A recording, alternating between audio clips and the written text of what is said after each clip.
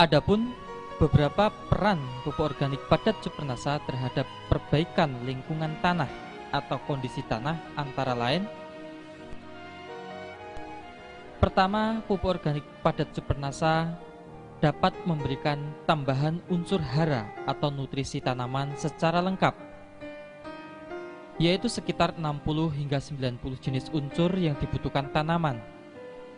Hal ini mengingat bahan baku supernasa adalah bahan-bahan alami yang mengandung unsur antara 60 hingga 90 jenis. Peran yang kedua adalah pupuk organik padat supernasa dapat melarutkan kembali residu atau sisa-sisa pupuk kimia di dalam tanah sehingga dapat dimanfaatkan kembali oleh tanaman. Peran yang ketiga, pupuk organik padat supernasa dapat memperbaiki struktur dan tekstur tanah sehingga tanah secara bertahap atau berangsur-angsur kembali gembur dan subur.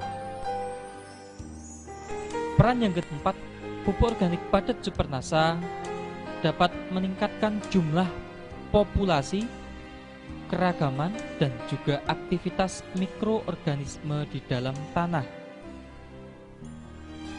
Dengan adanya peningkatan populasi, keragaman, dan juga aktivitas mikroorganisme di dalam tanah, maka tanah akan menjadi lebih gembur. Peran yang kelima, pupuk organik padat supernasa dapat membantu menstabilkan pH tanah sesuai dengan kebutuhan tanaman.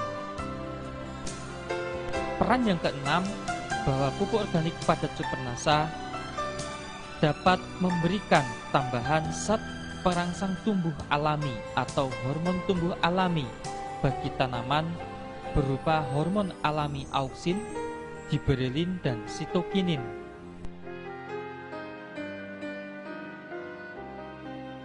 Caranya adalah bahwa satu botol supernasa terlebih dahulu dilarutkan menggunakan 3 liter atau 3000 cc air menjadi larutan induk. Dari larutan induk tersebut kita ambil 200 hingga 300 cc, kurang lebih 1 gelas biasa. Kemudian kita encerkan dengan 50 liter air. Setelah kita aduk, barulah kita siramkan merata ke permukaan lahan. Selama pemupukan dasar hingga nanti fase tanam, masukkan air secukupnya, jangan sampai melimpah ruah sehingga mengalir keluar dari lahan kita.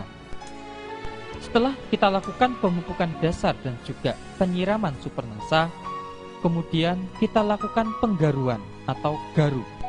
Tujuan penggaruan adalah agar tanah menjadi rata dan rerumputan yang masih tertinggal dapat terbenam ke dalam tanah. Tanah yang sudah digaru dibiarkan selama 4 hari. Setelah tanah sudah menjadi lumpur halus dan pupuk dasar maupun supernasa sudah menyatu dengan tanah atau bereaksi dengan tanah, baru lahan siap ditanami.